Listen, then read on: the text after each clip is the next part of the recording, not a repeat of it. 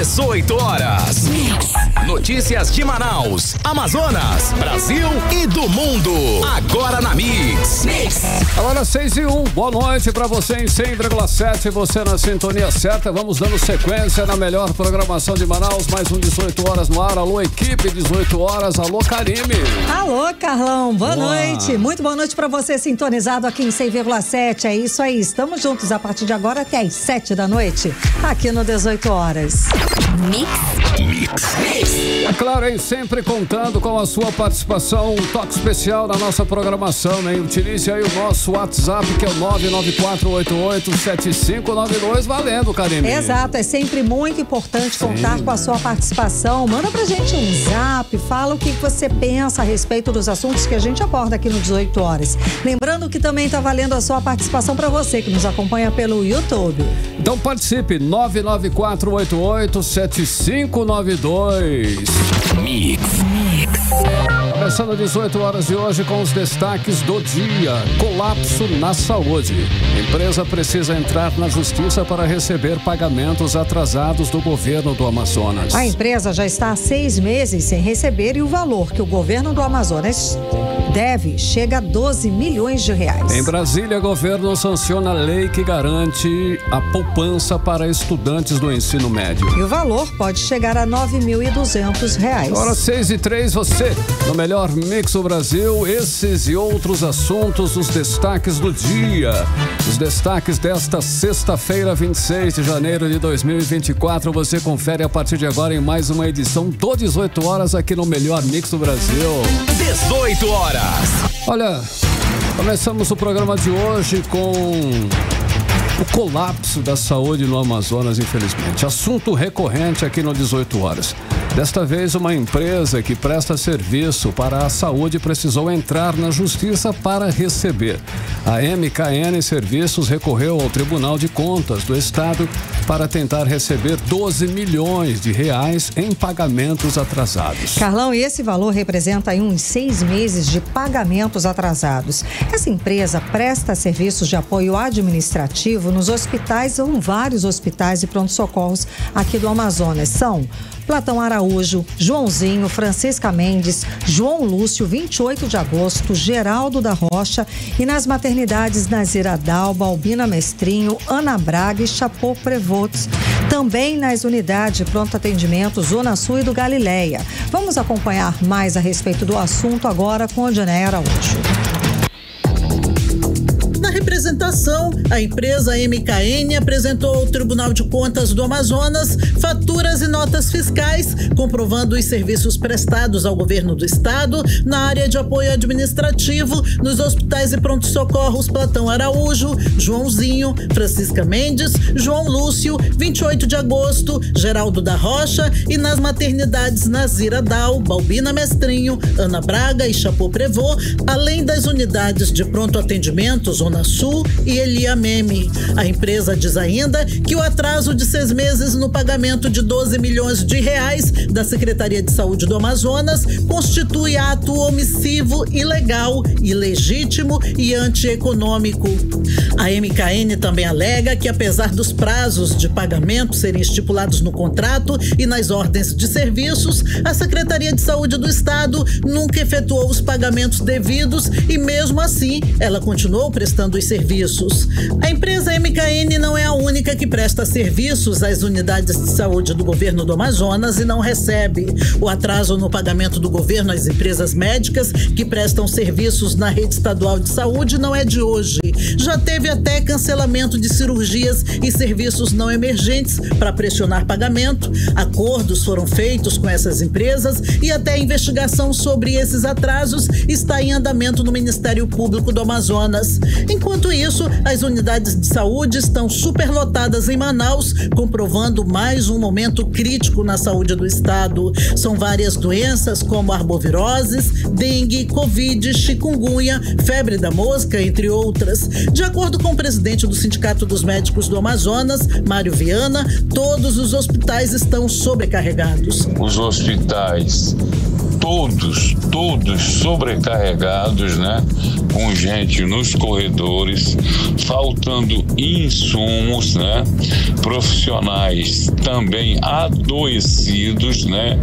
Muitos contaminados com essas arboviroses e outros, inclusive, com problemas já crônicos de saúde, inclusive síndrome de burnout, que é o excesso de trabalho, salários atrasados, ou seja, um cenário de guerra novamente. Quanto à ação da MKN junto ao TCE, a presidente da Corte de Contas, Yara Lins, admitiu a representação e encaminhou o relator para que proceda a apreciação da medida cautelar. Odneia Araújo para o 18 horas. Você está ouvindo 18 horas. Falar o quê, né, gente? Esse é o retrato da situação da saúde pública aqui no Amazonas. A gente acompanhou a fala do presidente do Sindicato dos Médicos do Estado, Dr. Mário Viana. Todos os hospitais estão sobrecarregados, todos os hospitais. Não há, isso é o quê? Não há gestão. É um cenário, esse cenário é uma consequência direta da falta de gestão do governo do Amazonas. Karime, não é falta de dinheiro. Segundo o próprio governo, foram gastos aí mais de 5 bilhões de reais na saúde do estado em 2023. Mas a pergunta que sempre fazemos aqui no 18 horas, onde foi gasto esse dinheiro? 5 bilhões, aonde? Temos a prova que não foi para pagar as empresas que prestam serviço, porque elas estão cobrando, ok? Então, esse realmente é a pergunta, onde foi parar 5 bilhões? Cadê esse dinheiro, né, Carlão? Ou seja, o governo deu calote. Porque, pior, tendo dinheiro em caixa, deu calote. Não tem outra palavra para definir, né? Governo caloteiro, que não paga os outros e deixa trabalhadores sem salário. Imagina você ficar 6 meses sem receber o seu salário, gente. Como é que faz com as contas de água, luz? Como é que mora? Aluguel, alimentação? Como é que esse profissional consegue viver? E essas contas, elas não esperam. Nunca. Né, você vai explicar o quê para a companhia de energia? Olha só. Né? Vão cortar sua luz. E na outra ponta, quem precisa do atendimento da saúde pública também está sofrendo com a falta de atendimento digno. Nós falamos também sempre aqui no 18 horas sobre as denúncias de quem precisa de um atendimento, um exame ou até remédios e não consegue. O sistema todo está realmente colapsado. Exato, não há outra palavra mesmo. A gente até acompanhou na reportagem o presidente do sindicato falando, é um cenário de guerra, não tem. Um desses casos, Carlão, uma dessas situações a gente acompanha aqui, que é o das crianças internadas no Joãozinho, com diagnóstico de tumor cerebral e não conseguem começar o tratamento correto, certo, digno, porque eles não conseguem uma transferência para a Fundação SECOM. Eles estão numa eterna fila de espera. E quem está acompanhando essa história é a repórter Nathalie Moraes, ela está aqui ao vivo com a gente e atualiza as informações agora ao vivo. Boa noite, Nathalie. Então, estamos falando sobre esses casos desde dezembro e de lá para cá, pelo menos 3 crianças, várias crianças já morreram. A gente teve a informação, a confirmação agora no fim da tarde que mais do que 3 crianças morreram nessa espera, não é isso? Boa noite, Karime, boa noite, Carlão, boa noite, ouvintes do programa 18 horas. Então, Karime, né, desde o início do mês desde o início desse ano, né, desde o início de 2024, a gente vem acompanhando essa situação dessas crianças, né, que foram diagnosticadas com nódulo na região da cabeça e pescoço, que aguardam aí por essa espera interminável para a Fundação SECOM. São crianças que estão internadas no Hospital e Pronto-Socorro Joãozinho, lá na Zona Leste de Manaus. É um ótimo pronto-socorro para atendimento de crianças. Sim. Mas eles não oferecem um serviço especializado para crianças com câncer, por exemplo, que a gente sabe, né, que é um serviço, um trabalho oncológico e precisa realmente de um profissional especializado. E eles não têm tido essa assistência. A gente começou no dia 4 de janeiro a acompanhar essa situação e nós contamos de lá para cá a história de pelo menos 6 crianças que aguardavam aí nessa fila de espera. E aí hoje, Karime, assim, né, eu fiquei bastante triste porque a gente segue, são muitos os problemas na saúde e a gente não consegue mostrar tudo todos os dias, né? Mas a gente segue acompanhando todas as situações, todos os pontos. E hoje, conversando com essas famílias, a gente soube que das 6 crianças nas quais nós acompanhávamos, né, 4 já faleceram e somente 2, né, seguem aí nessa fila e elas seguem lutando para que não aconteça com elas o que aconteceu com as demais crianças. É uma luta pela vida. Elas estão lá lutando pela vida até que essa transferência ocorra. Exatamente, Karime. Hoje eu conversei com a Ana Maria Franco, ela que é mãe do André Marcos Franco, uma criança de apenas 6 anos. E aí ela falou para mim bem assim: Nathalie, me ajuda. Eu não quero que aconteça comigo a mesma coisa que aconteceu com a mãe do Paulo Vitor, que foi uma história de uma criança que a gente também contou aqui. Acompanhou o passo a passo. A gente acompanhou o passo a passo, que a gente até conseguiu, depois das nossas denúncias, né, que essa criança conseguisse ser transferida e ela passou por um procedimento cirúrgico, mas ela passou tanto tempo na fila de espera, né, que o quadro agravou. E aí a mãe do André, agora, o medo dela é que aconteça o mesmo. Eles são, Karime, lá do município de Capiranga. Essa criança já teve 2 paradas cardíacas, ela tem um tumor no cérebro e ela aguarda aí para fazer esse procedimento cirúrgico e a transferência para o SECOM. E aí a gente conversou hoje com a Ana Maria Franco, a mãe do André, e ela falou um pouco mais sobre essa longa espera, já que ele está há mais de 2 meses internado no Hospital e Pronto-Socorro Joãozinho, na Zona Leste de Manaus. Vamos conferir. Oi, boa tarde. Mana, na situação do André, tem ele e mais uma garotinha. Ainda tem mais crianças que estão chegando agora, que são novatos, estão com problema na cabeça, ainda não descobriram o diagnóstico ainda deles, né? Mas as crianças que tinham esse problema já faleceram. E tem o meu e mais uma garotinha que está nessa situação, esperando a transferência. 18 horas. Karime, Carlão, ouvintes do programa 18 horas, a gente ouviu aí a fala da Ana Maria Franco, ela que é mãe do André Marcos Franco, né? Ela inclusive disse que ao longo desses 2 meses, o André, que é uma criança, né, de 6 anos, quando a gente começou a contar a história dele, é que ele tinha 5 aninhos, né, mas ele acabou completando aí mais 1 ano de vida lá no Hospital Pronto-Socorro de João Luzinho. Ela tá desesperada, porque assim, eles já estão há 2 meses aguardando nessa fila de espera.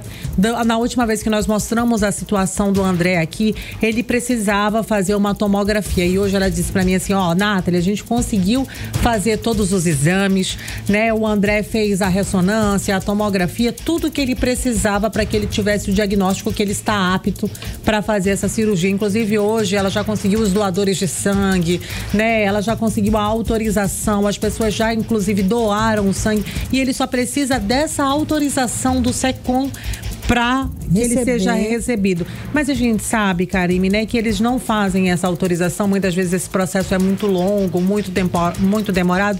Por quê? O nosso estado hoje não dispõe, né, de oncopediatras, né, que é o pediatra especializado para atender crianças com câncer. A falta de insumos, né, a gente tem acompanhado essa precariedade do serviço da saúde dentro do SECOM. A gente sabe que faltam medicamentos como Plasil. Como é que uma criança vai ser transferida, passar por um procedimento cirúrgico, iniciar a quimioterapia se não tem um remédio para enjoo, né? Faltam catéteres, é uma situação preocupante. A gente teve enfermeiros da ponta sendo demitidos lá dentro do SECOM nos últimos dias.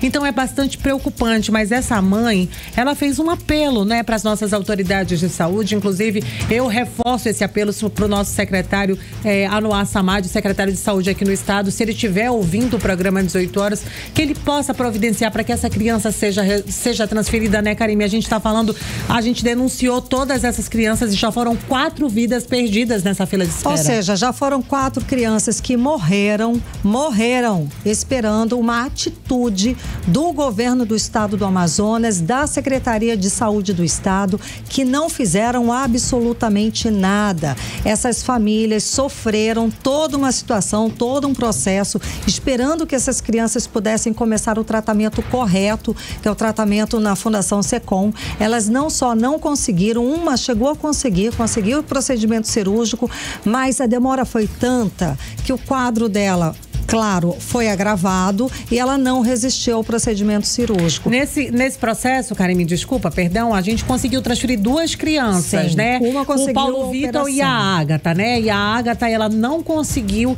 esperar o procedimento cirúrgico, a situação dela já era bastante delicada. Quando a gente mostrou a situação dela aqui, a família já pedia para que a transferência dela fosse com urgência, porque o nódulo já estava tão desenvolvido que ela poderia ter uma morte cerebral. E foi o que aconteceu. A criança foi transferida de maneira tardia e aí ela não resistiu. O Paulo Vitor, a mesma coisa. Quando a gente mostrou a situação da criança aqui, a família dizia que ele chorava, que ele gritava de dor e fazia o tratamento no Joãozinho tomando dipirona, né? Então, assim, é uma situação muito, muito delicada dessas crianças. Então, por isso eu reforço o apelo às nossas autoridades que possam ajudar essas famílias, né? Que já são 4 famílias enlutadas, a gente não pode deixar de citar isso, né, Karime? São famílias enlutadas, são famílias entristecidas, são crianças com vidas interrompidas por omissão de socorro por parte do Estado, é isso? Exatamente, não tem outra forma de você colocar a situação.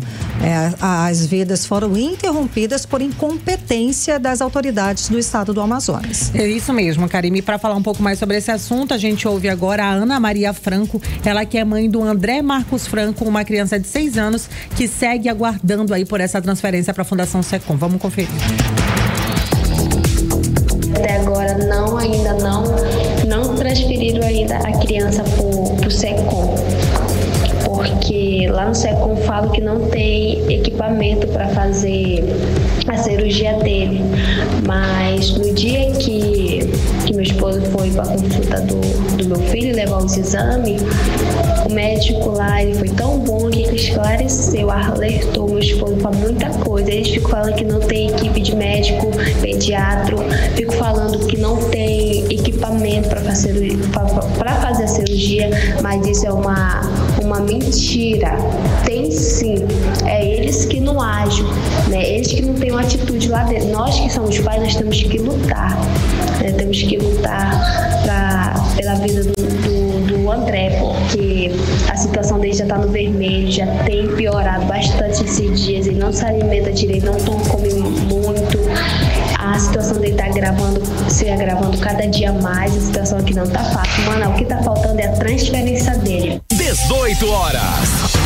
É isso, Karime, né? Assim como a Ana Maria, a mãe do André, falou, a gente reforça mais uma vez o pedido das nossas autoridades de saúde que façam o que for possível para a transferência dessa criança, que mais essa vida não seja interrompida, né, Sem Karime? dúvida.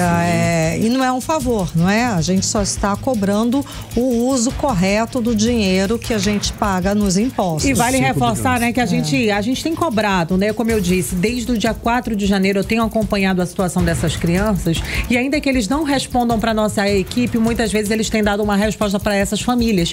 Felizmente. Que é o mínimo. Né? É o mínimo, sem dúvida. Sim. Mas assim, a gente pede, a gente reforça para que essas crianças sejam atendidas, para que elas sejam transferidas e que elas recebam o tratamento necessário. Karine, sem dúvida. Afinal de contas, é só uma questão de canetada, não é isso, governador? Então, dê lá a sua canetada, ajuda a vida dessas crianças, essas famílias que cinco crianças já morreram nessa espera angustiante por um tratamento de saúde digno que não tiveram. Por quê? Completa incompetência e irresponsabilidade dos gestores do estado do Amazonas. Boa noite, Nathalie Moraes. Boa noite, Karime, boa noite, Carlão, boa noite, ouvintes. Agora 6h20, você era o melhor mix do Brasil. 18 horas. Bom, e agora vamos falar sobre economia e política. É o seguinte, gente, o presidente Lula e o ministro da Educação, Camilo Santana, eles lançaram o programa Pé de Meia, que a gente já tem falado aqui, né, Carlão, há alguns dias, que vai garantir aí uma poupança ao estudante do ensino médio cadastrado no CadÚnico e que pode chegar aí ao valor de R$ 9.200. Vamos conversar mais sobre o assunto, é claro, com o nosso correspondente em Brasília, o jornalista Carlos Eduardo Eduardo Matos, bom te ver, seja bem-vindo, Cadu. Então, assinado ali direitinho, com todas as vias e todos os carimbos necessários, não é? O governo divulgou hoje como é que vai... Chancelado. Exato, chancelado e tudo mais. E o governo anunciou como é que vai funcionar esse programa Pé de Meia, que, claro, chega em boa hora, né, Cadu? Boa noite. Notícia boa, enfim, sim, né, Karime? Depois dessa crise aí que a Nathalie falou, terrível, nossa, eu estava acompanhando, terrível. Meu Deus, que crise. Terrível, Cadu. A gente acompanha de tarde, a gente apura, escuta as mães, escuta os áudios, eles mandam os detalhes para ela que está acompanhando de perto. É de cortar o coração, Cadu. A gente que tem filho, né, enfim, o neto, é de cortar o coração mesmo. Exatamente. Bom, mas vamos lá. A gente daqui fica sofrendo, sim, pelos nossos conterrâneos, né? Sem dúvida. Karime, boa noite para você, minha querida. Boa noite, Carlão. Boa noite, ouvintes do programa 18 horas. Karime, hoje o presidente Lula, ele assinou o decreto que institui o Pé de Meia. Esse programa promete ajudar os estudantes de famílias pobres a alcançarem um diploma de ensino médio, né? O ministro Camilo Santana deu os detalhes tintim por tintim, Karime, agora falando do valor total que cada jovem pode receber, que é esse que você disse, de R$ 9.200. Ele falou também sobre o valor de cada depósito, quantos depósitos vão ser feitos ao longo do ano, quando o dinheiro cai na poupança, quais as exigências do governo, enfim. Agora a gente sabe de praticamente tudo, né? Então eu trouxe para a gente ouvir, não vai ser eu que vou explicar os detalhes, viu? Quem vai explicar vai ser o próprio ministro Camilo Santana, explicando detalhadamente como vai funcionar o Pé de Meia. Hoje ele explicou beleza, então tirei o trecho da fala dele e vamos ouvir juntos. Vamos lá. O grande objetivo, diante de toda essa estratégia que nós estamos construindo, a escola tempo integral, uma boa formação de professores, uma escola que tem uma boa infraestrutura, uma escola que tenha conectividade, é garantir o auxílio financeiro para que esses jovens permaneçam na escola. Não tenha que optar entre um prato de comida e estudar, porque essa é uma idade que os jovens chegam, que muitas vezes precisam trabalhar para ajudar a família. Não é questão de escolha, não é questão de opção, é uma questão de necessidade. Mas nós vamos ter aí um valor geral de R$ 9.200 para cada aluno durante o ensino médio brasileiro. Serão R$ 200 na matrícula, serão 9 parcelas de R$ 200 mensais, ou seja, serão 10 parcelas de R$ 200 ao longo do ano e um depósito de R$ 1.000 ao final da conclusão de cada ano do ensino médio brasileiro. Quais são as condicionalidades para o jovem? Primeiro, precisa estar inscrito no Cade Único. Nós vamos priorizar agora os jovens do Bolsa Família. Depois, que é em torno de 2,5 milhões de jovens brasileiros. Depois, garantir a frequência no mínimo 80% desse jovem vai ter que garantir a frequência ao longo do ano. E recebe os R$ 1.000 após a aprovação naquele ano letivo, daquela série, daquele ano do ensino médio. Ele só vai poder sacar os R$ 3.000 corrigidos no terceiro ano após a conclusão do ensino médio. Serão corrigidos os valores. E no último ano, no terceiro ano, nós estamos dando aí um adicional de R$ 200 para quem fizer o exame do Enem. 18 horas. A gente acompanhou a fala do ministro da Educação, Camilo Santana, detalhando aí o programa Pé de Meia. Cadu, é uma ajuda, não é? Toda ajuda é bem-vinda. Nem precisa explicar os detalhes, não, né? Agora, realmente o estudante vai ter que fazer a parte dele, né? Ele vai ter que cumprir aí pelo menos 80% da frequência escolar, ele precisa estar cadastrado no Cade Único, ele precisa ser de escola pública, ele precisa participar dos exames, como o Enem, né, como disse o ministro, a avaliação da educação básica, que é o SAEB, né, que é um instrumento que mede a qualidade da educação, enfim, tem as suas cobranças, né? Agora, Karime, a expectativa do governo federal é que os depósitos sejam feitos agora em março, viu? Para que os 9 depósitos caiam até dezembro.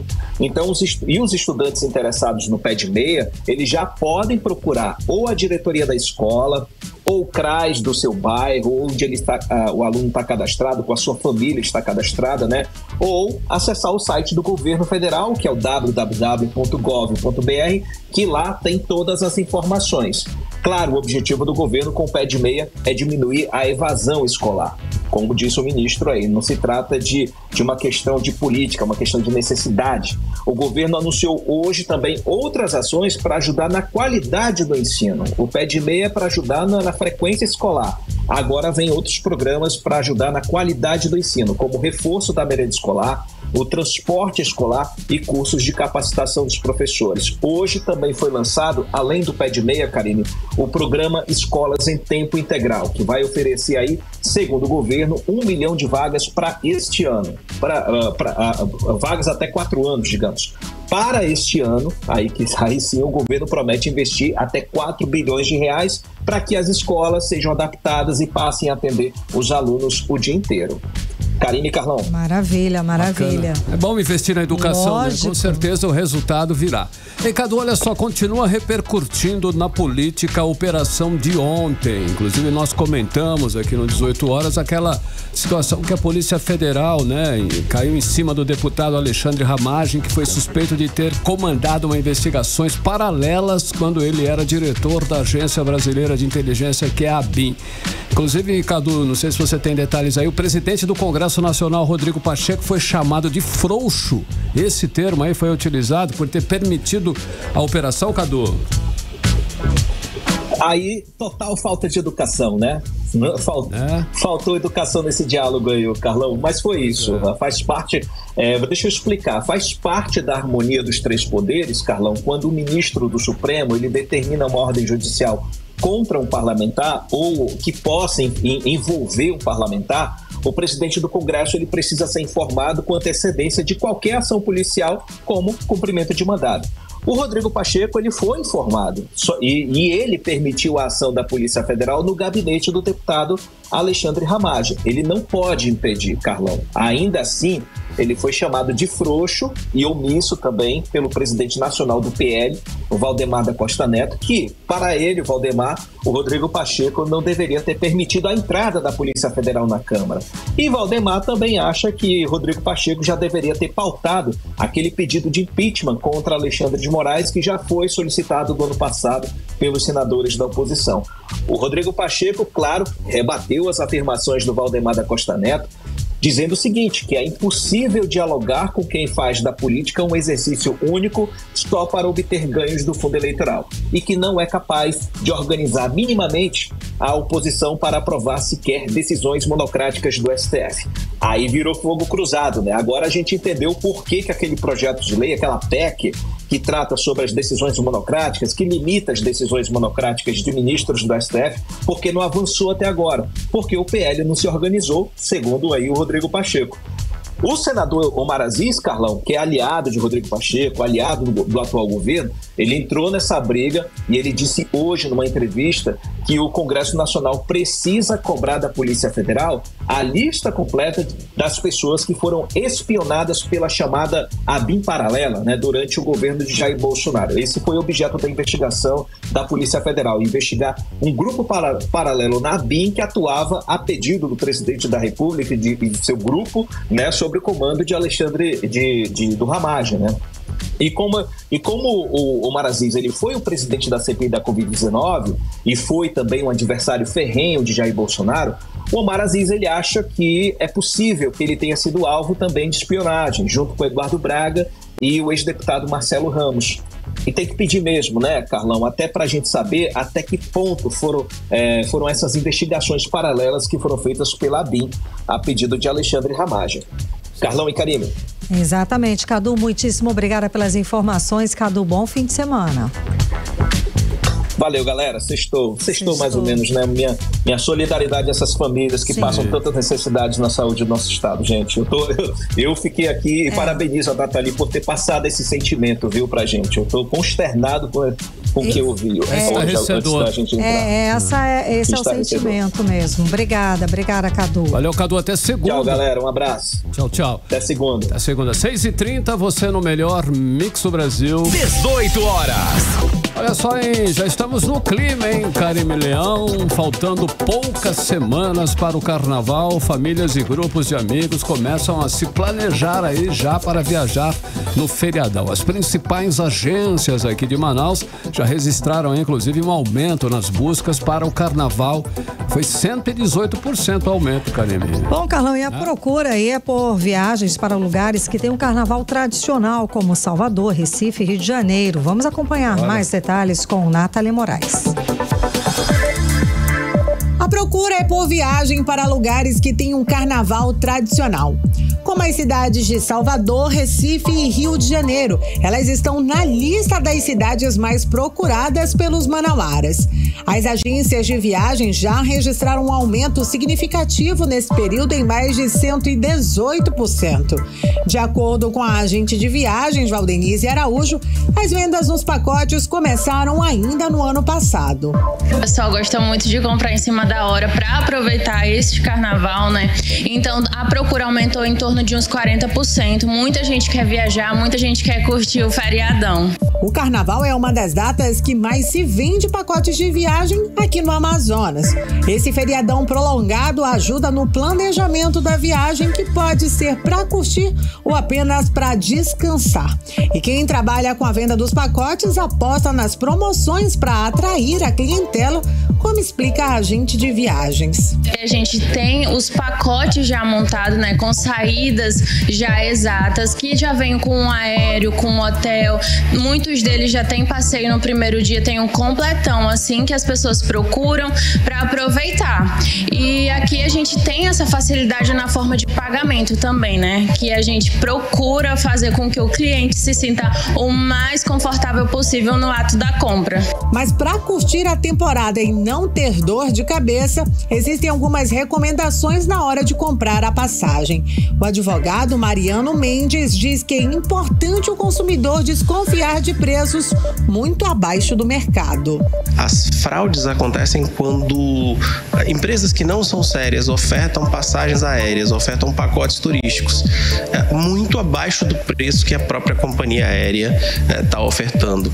Isso é sedutor, óbvio que é sedutor, todo mundo quer pagar mais barato. Esse é um grande problema. Então consulte agências de viagem, operadoras de viagem, companhias aéreas sérias. Caso você seja enganado, o consumidor deve registrar um boletim de ocorrência e procurar a ajuda de profissionais registrados. Nathalie Moraes para o 18 horas. Você está ouvindo 18 horas. Agora 6 horas e 33 minutos, você no melhor Mix do Brasil, e continue aí, 100,7 no 18 horas, que daqui a pouquinho você vai conferir aí que Manaus registra volume de chuva abaixo da média no mês de janeiro. Esse é o nosso assunto em instante, já aqui no 18 horas. 18 horas. Agora nós vamos conferir a previsão do tempo para o fim de semana. Tempo e temperatura com ela, Karime Leão. Previsão do tempo. Segundo informações do Clima Tempo, para este sábado, a previsão é de... Vamos lá, sábado, sol com muitas nuvens durante o dia, períodos de nublado com chuva a qualquer hora. Mínima prevista de 25 graus. A máxima não deve passar dos 29 graus. As chances de chuva são de 90% e a umidade relativa do ar fica entre 61% e 95%. E no domingo também tem 90% de chances de chuva. E a previsão do tempo é de sol, também com muitas nuvens durante o dia, períodos de nublado com chuva a qualquer hora. A mínima prevista de 25 graus e a máxima pode chegar a 31 graus. Mix. Olha, o nosso Rio Negro encheu mais 4 centímetros de ontem para hoje, hein? Nesta sexta-feira ele está marcando 20 metros e 95 centímetros e a subida do rio está lenta, devagar. No mesmo dia, 26 de janeiro do ano passado, o Rio Negro ele registrava aí 21 metros e 5 centímetros acima do nível do mar, 6,35. Mix. Carlão, e o clima tá diferente mesmo esse ano, viu? Manaus, inclusive, tem registrado um volume de chuva abaixo da média nesse mês de janeiro. Até a quarta-feira, dia 24, choveu somente 38% do esperado. A informação é do Laboratório de Modelagem do Sistema Climático Terrestre da Universidade Estadual do Amazonas. A média de chuva esperada para o mês de janeiro era de 305 milímetros e choveu apenas 118 milímetros aqui na capital. E no boletim boletim, o laboratório explica que as causas do volume de chuva abaixo da média estão relacionadas à atuação do fenômeno climático El Niño e do aquecimento anormal do Atlântico Tropical Norte. Ainda de acordo com os dados, as chuvas ainda devem permanecer abaixo da média no mês de fevereiro, tanto aqui em Manaus quanto em todo o estado do Amazonas. Olha só, a principal causa da maior seca na Amazônia que passamos do ano passado, todo mundo se lembra, está relacionada aí às mudanças climáticas e não ao El Niño, Karine. Essa é nova, principalmente as mudanças climáticas. Olha aí, essa informação é o resultado aí de um estudo que reuniu 18 cientistas de vários países, daqui do Brasil, do Reino Unido, Holanda e dos Estados Unidos. Vamos acompanhar mais detalhes a respeito desse levantamento agora com a Janeia Araújo. A grande seca de 2023 foi a pior da história no Rio Negro e uma das mais severas já registradas em toda a região amazônica, com impacto no Brasil, Venezuela, Bolívia, Colômbia, Venezuela e Equador. O calor, que até agora ainda massacra algumas regiões do país, e a estiagem reduziram os mais volumosos rios da terra a fletes d'água, além de espalharem doença, fome, isolamento de pessoas, afetarem a economia e devastarem a fauna aquática. Mas tudo isso não foi culpa só do El Niño. Aliás, o El Niño é o que menos teve culpa nisso tudo. A principal vilã da ebulição global no ano passado foi a mudança climática. E quem está dizendo isso é um estudo que reuniu 18 cientistas do Brasil, Reino Unido, Holanda e Estados Unidos. Segundo eles, as mudanças climáticas tornaram a seca até 30 vezes mais provável no período de junho a novembro de 2023. O pesquisador Johan Tungar, do INPA, o Instituto Nacional de Pesquisas da Amazônia, explica que o aumento de temperatura resulta no aumento da evapotranspiração e, com isso, na indução da seca extrema. Ainda conforme o pesquisador Johan Tungar, o Atlântico Tropical Norte foi muito aquecido durante o segundo semestre de 2023, resultando em uma zona de convergência intertropical posicionada em latitudes mais altas no hemisfério norte em comparação com as condições normais. Então, todo o vapor da água gerado pela superfície aquecida do Atlântico Tropical Norte não é mais importado pelos ventos alísios para a bacia amazônica, que resulta em secas meteorológicas e hidrológicas severas. 80% de todas as secas hidrológicas severas observadas aqui na Amazônia estão associados com a fase quente dessa oscilação multidecadal do Atlântico. Quando se fala em mudanças climáticas, é impossível não falar de desmatamento e queimadas. Segundo o pesquisador do INPA, Johan Tungar, o aumento dessas taxas necessita ser integrado no processo de ebulição global revelado nesse estudo. Mas podemos afirmar que as mudanças climáticas globais estão se manifestando aqui na Amazônia. Isso se expressa no aumento de temperatura aqui na atmosfera e também no aumento dos eventos hidroclimáticos extremos, que são as secas e as cheias.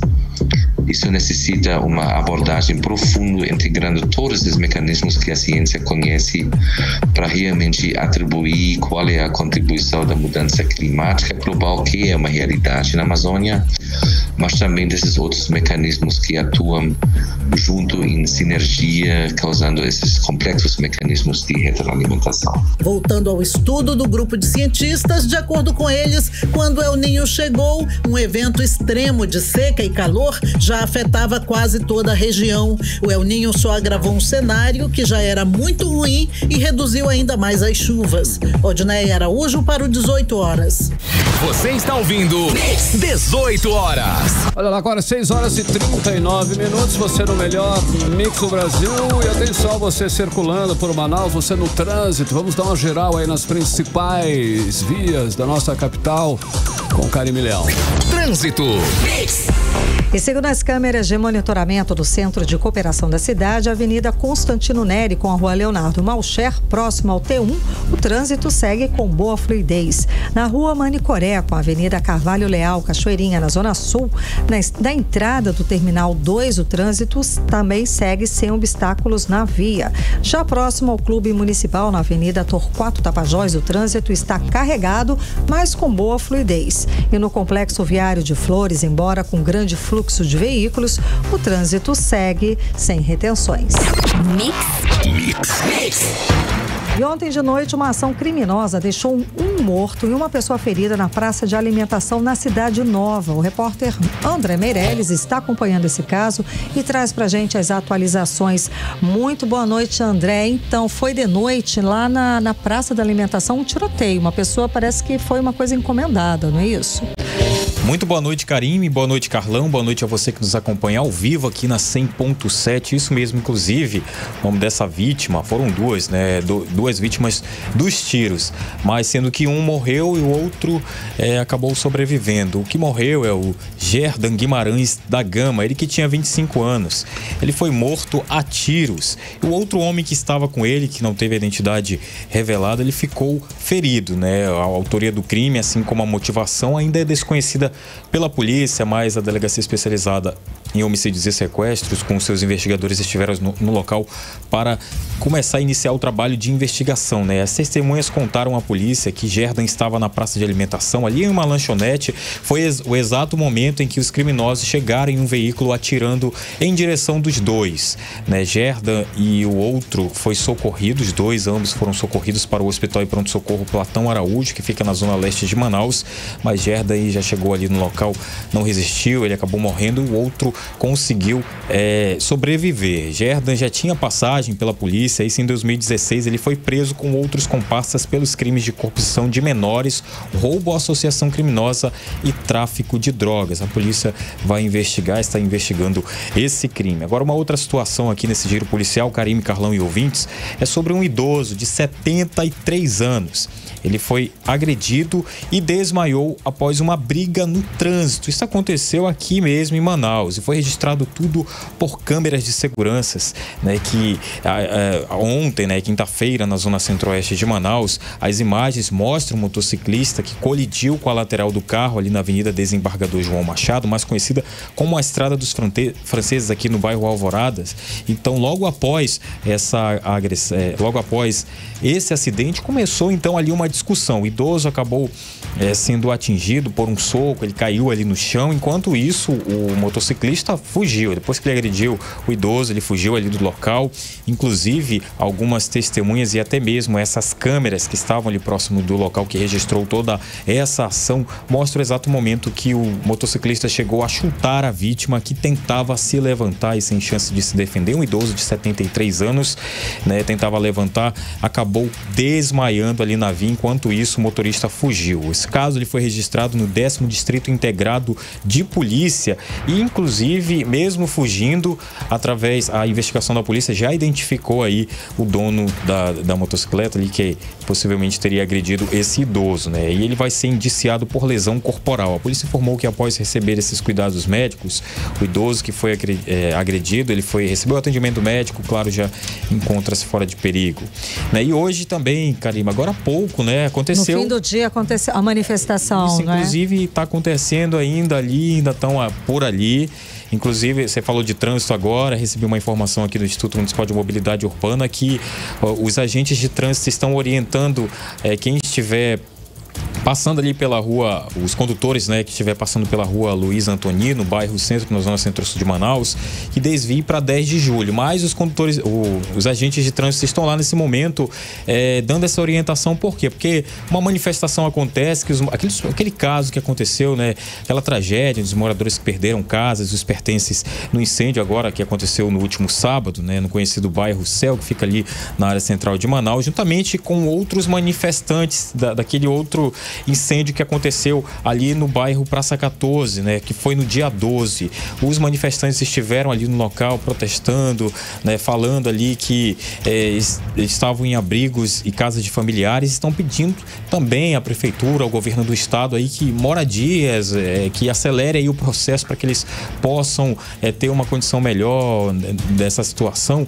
Mas aí a gente também pediu uma nota aqui e a manifestação dos moradores nessa sexta-feira. Segundo, então, a Prefeitura de Manaus reivindica o pagamento de indenizações por parte do Prosamin. A Prefeitura de Manaus informou que tem dado todo o suporte às famílias por meio do atendimento da Defesa Civil e da Semasc, com cestas básicas, colchões, lençóis e doações que cheguem nas secretarias. Aquelas doações que estão chegando, a Prefeitura informou que estão sendo encaminhadas às famílias, Karime e Carlão. Ou seja, eles querem uma solução, né? Afinal de contas, perderam as casas, perderam tudo que tinha e estão morando de uma forma improvisada. Então, eles querem logo uma resposta, uma solução para a vida, tá certo? Muito obrigada, André Meirelles, pelas informações. Valeu, André. Agora 6h45, você no melhor mix do Brasil. 18 horas. Olha, mais de 2 milhões de estudantes agora podem negociar suas dívidas com universidades em todo o Brasil. A ação de renegociação de dívidas com instituições de ensino é feita pela plataforma Serasa Limpa Nome, Karine. Exato, Carlão. Segundo a Serasa, são 6,2 milhões de ofertas disponíveis para negociação com descontos de até 93%. Isso tudo, essa ação segue até fevereiro. Vamos acompanhar mais detalhes com Nathalie Moraes. A Serasa fechou uma parceria com universidades pela primeira vez para criar a campanha de quitação de dívidas com as instituições de educação. Ao todo, 57 instituições aderiram como parceiras para criar até 6 milhões de ofertas para quitar as dívidas, como explica o gerente do Serasa aqui no Amazonas, Thiago Ramos. É a primeira vez que a Serasa realiza uma pesquisa voltada às instituições de ensino, porque também é a primeira vez que nós temos um número tão grande de instituições dentro da nossa plataforma de negociação de dívidas, que é o Serasa Limpa Nome. Então nós estamos conseguindo ajudar mais estudantes agora, e por isso essa pesquisa vem em boa hora. São quase 2 milhões de estudantes em todo o Brasil inadimplentes por conta das dívidas de mensalidade com as universidades. O levantamento mostra que 49% dos entrevistados já tiveram que trancar a faculdade. O desemprego foi apontado por 31% dos estudantes como o principal motivo para interromper os estudos, seguido aí da necessidade de priorizar o pagamento de outras contas, assim também como a redução de renda. Só aqui no Amazonas são mais de 100.500 ofertas. Para participar, o estudante só precisa que a universidade esteja entre as parceiras. O economista e conselheiro do Conselho Regional de Economia no Amazonas, José Altamir Cordeiro, avalia como positiva a campanha e ressalta que uma dívida quitada também é importante para manter a organização financeira e evitar que o nome fique novamente no vermelho. E que os universitários evitem novamente entrar nesses atrasos, porque isso só pode trazer problema para eles. Sabemos que os universitários muitas das vezes gostam de participar de muitos eventos, de festas, mas sabem que tem um compromisso. Esse compromisso é com a sua formação. Então, é importante que faça essa renegociação de acordo com a sua possibilidade, né? Para que você não tenha problema na sua rematrícula e você possa concluir seu curso em paz. Nathalie Moraes para o 18 horas. Você está ouvindo 18 horas. Legal, 6h48 e seguimos falando sobre educação, hein? Esta é para quem quer aprender outra língua. As inscrições para o projeto Jovem Bilíngue abriram nesta sexta-feira e 1.000 bolsas de estudos para o curso de língua inglesa, Karine. Exato, Carlão. E as inscrições podem ser feitas até o dia 31 de janeiro, exclusivamente online pelo aplicativo do SASI. Boa. Vamos saber mais detalhes agora com André Meirelles.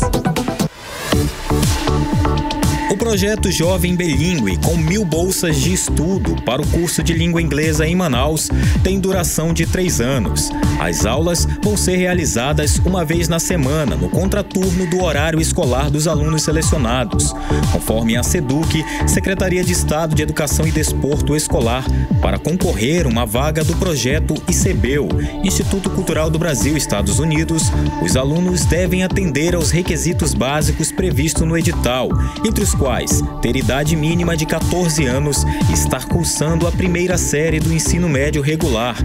Pais ou responsáveis devem preencher o formulário online no período de 26 a 31 de janeiro no aplicativo SASE. Todo o processo, desde a inscrição até a realização do curso, é gratuito para ajudar os jovens em processos seletivos, como explica Nirley Holanda, coordenadora do projeto. A Secretaria, junto com o IBEU, pretende, com esse curso Jovem Bilíngue, tornar o nosso aluno mais fluente na área de inglês, não só para os processos seletivos que acontecem ao longo do ano, bem como a vida profissional dele. Ele é um curso que tem por objetivo melhorar a proficiência dos nossos alunos em língua inglesa. A homologação das inscrições acontece em 19 de fevereiro, enquanto o resultado final após o período de recursos será no dia 4 de março. As matrículas, que iniciam no dia 5 de março e seguem até o dia 8 do mesmo mês, também devem ser realizadas no site que vai ser divulgado pela SEDUC. O início das aulas está previsto para 11 de março. André Meirelles para o 18 horas. Você está ouvindo 18 horas. Agora em Manaus, 6 horas e 51 minutos, e chegou a hora da gente falar sobre os bastidores da política local, da política amazonense, com Cíntia Blink, que já está aqui ao meu lado. Boa noite, Cíntia. Então, a Justiça Eleitoral quer explicações de Arthur Neto sobre a campanha de 2022. O que aconteceu? Boa noite, Karime. Boa noite, Carlão e todo mundo que está com a gente na 100.7. Pois é, Tribunal Regional Eleitoral do Amazonas trabalhando aí, e deu 3 dias para o ex-prefeito de Manaus, Arthur Neto, explicar problemas apontados pela prestação de contas aí que foi identificado pelo tribunal.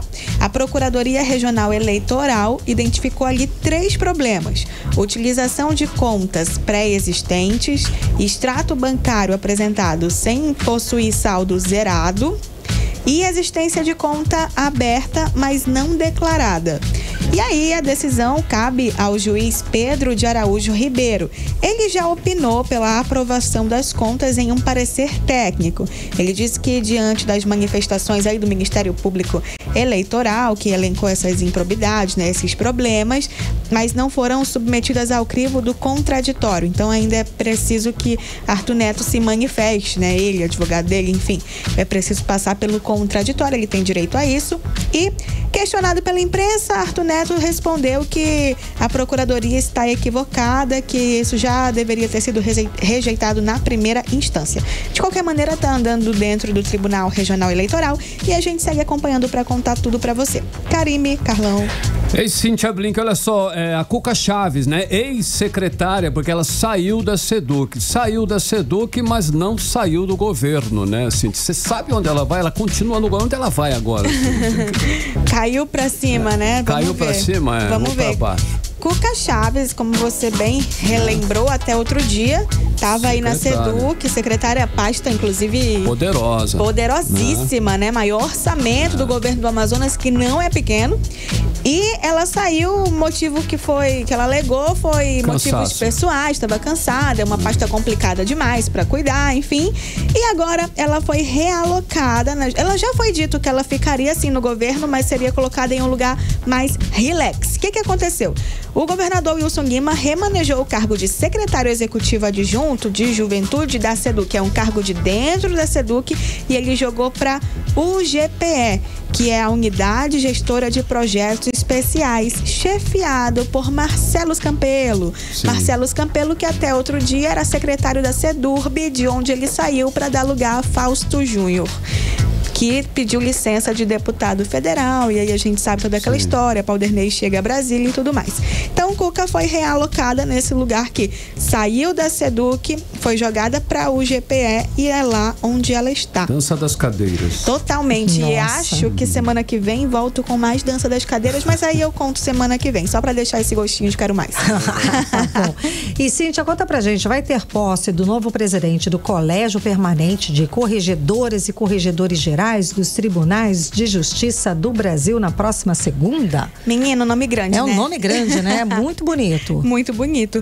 E é importante também, porque é para fiscalizar a atividade judiciante dos juízes. Controlam os juízes, digamos assim. Quem é que fiscaliza os fiscalizadores, né? Nesse caso, a corregedoria, essa corregedoria, ela verifica o trabalho justamente dos juízes, que tem um trabalho muito importante de tomar as decisões, né? Casos chegam para eles e tudo mais. Então, o desembargador Jomar Ricardo Fernandes vai tomar posse na segunda-feira. Ele toma posse como presidente do Colégio Permanente de Corregedoras e Corregedores Gerais dos Tribunais de Justiça do Amazonas, lá em Brasília. Ele substitui o atual desembargador, que é José Edivaldo Rocha, que é do Tribunal da Bahia. O primeiro magistrado aqui do Amazonas a presidir aí essa controladoria, ele foi eleito por unanimidade no último dia 8 deste mês. Então, a cerimônia acontece na próxima segunda-feira e com toda a pompa, né? Terá a presença ali de uma série de autoridades. O magistrado, ele é de Manaus, se graduou em Direito pela UFAM e tem um currículo de dar inveja a qualquer presidente dessa corregedoria. Olha aí, agora falando de Marcelo Campelo, eu lembrei que ele também foi secretário de saúde do governo Wilson Lima também. E foi preso em 2021 pela Polícia Federal, tava lembrando. Ele foi preso no aeroporto quando ele saía do avião. Bom, a operação investigava, na época, se funcionários da Secretaria de Estado de Saúde fizeram contratação fraudulenta para favorecer grupos de empresários locais. Enfim, ele também foi secretário de Saúde do Estado do Amazonas, da gestão Wilson Lima, e como é quase de praxe para alguns secretários de Wilson Lima, foi preso numa operação da Polícia Federal. Né? Saúde teve alguns envolvimentos já e Anuar, né? Que é o atual secretário de Saúde, é um nome que de vez em quando se fala aí que pode cair, pode não cair, enfim, a gente vai continuar acompanhando. Me parece uma coisa que a qualquer momento pode acontecer, mas eu vou ficar de olho para contar primeiro aqui. Tenho certeza. Obrigada, Cíntia. Bom fim de semana. Tchau, tchau. Mix. Economia. Olha lá, o dólar comercial fechou em baixa de 0,24%, cotado a R$ 4,91. O euro fechou em baixa de 0,03% aos R$ 5,33. Bitcoin fechou o dia valorizado em 5,16% aos R$ 207.704. O Ibovespa fechou em alta de 0,75% aos 129.131 pontos. E o IBGE divulgou hoje que o IPCA 15, Índice Nacional de Preços ao Consumidor, considerado uma prévia da inflação oficial, registrou alta de 0,31% no mês de janeiro. O resultado ficou abaixo da expectativa dos economistas, que esperavam uma alta de 0,47%. Mix. 18 horas. Esporte. Legal, o giro esportivo Cid Soares, o que temos de destaque hoje no esporte, pro final de semana, inclusive, né, Cid Soares? Então, a gente começa bem hoje, pela segunda rodada aí do Barezão, né? O Operário e Rio Negro se enfrentaram até a noite lá no Gilbertão. Estamos trazendo agora aqui o resultado, jogando em casa, o Sapão da Terra Preta conseguiu sua primeira vitória derrotando o Galo por 3-1. E com esse resultado, o Operário fecha a segunda rodada da liderança, né, do Grupo A com 3 pontos e sendo o único clube do Grupo A a conseguir uma vitória aí na competição. Já Rio Negro permanece na lanterna do Grupo B com 1 ponto. E na próxima rodada o Operário enfrenta o São Raimundo lá mesmo no Gilbertão. O jogo vai rolar no domingo, dia 28, às 5 da tarde. Já o Rio Negro enfrenta o Unidos da Alvorada na terça-feira, dia 30, às 3h30 no estádio Carlos Amit. E o Nacional contratou por empréstimo o atacante Ceará do Amazonas até o fim do Campeonato Amazonense deste ano. O jogador foi anunciado pelo clube nesta sexta-feira. Em 2023, ele atuou pelo Leão do Estadual, e na Série D do Brasileiro. Foram 21 jogos, 6 gols e 1 assistência. A expectativa é que ele seja regularizado no BID da CBF. e possa estrear já no próximo sábado contra o Princesa dos Solimões. E olha, a melhor notícia de hoje. Opa. A equipe do Amazonas, a Just Motors Racing, composta pelos pilotos Paulo de Carli Filho, Paulo de Carli, Walter Neto e Márcio Pavanelli, conquistou a pole position da categoria P4 na classificação do GP de São Paulo hoje, né, no Autódromo de Interlagos. A largada do GP de São Paulo, 1000 milhas de São Paulo, será à meia-noite de domingo, dia 28, às 23 horas de sábado aqui, horário de Manaus. Dá tempo ainda para encerrar ou alguma coisa? Bom, o Dico Walley não é mais o técnico do Manauara para a sequência do Campeonato Amazonense. O clube oficializou a demissão do treinador após 2 rodadas no estadual. O motivo não foi revelado. E é o que nós temos para hoje. Beleza, um bom fim de semana para todos. Até segunda. Até segunda, Cid Soares. Obrigada. Valeu, Cid. Mix. Agora em Manaus, 6 horas e 59 minutos. Seguimos direto para o Editorial 18 horas. Editorial 18 horas. O Ministério Público do Amazonas informou que vai supervisionar a ação civil pública contra o Estado, a Secretaria de Saúde e a Fundação Hospital do Coração Francisca Mendes. A ação civil exige ação urgente do Estado para os procedimentos de hemodinâmica em pacientes na lista de espera e os que estão chegando. Também busca soluções para procedimentos suspensos devido a entraves no fornecimento de materiais. Ou seja, de novo, a saúde do Amazonas fica na mira do Ministério Público. Tudo indica que há reincidência de descaso contra pacientes no Hospital do Coração Francisca Mendes, que decisões judiciais podem não estar sendo cumpridas, que muitos pacientes continuam sofrendo e que quase nada mudou nos últimos anos na triste realidade da saúde pública do nosso estado. 18 horas. Karime, 7 em ponto. Um beijo, bom fim de semana. Né? Bom fim de semana. Você ouviu 18 horas. Você está na Mix, o melhor mix do Brasil. Rádio Mix.